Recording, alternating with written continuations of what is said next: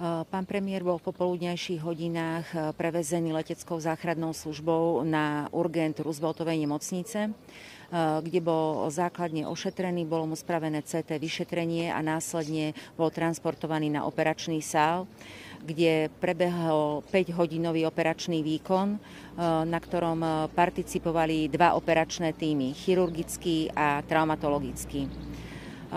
Pacient mal mnohopočetné strelné poranenia, ktorých následky vlastne budú smerovať k jeho regenerácii.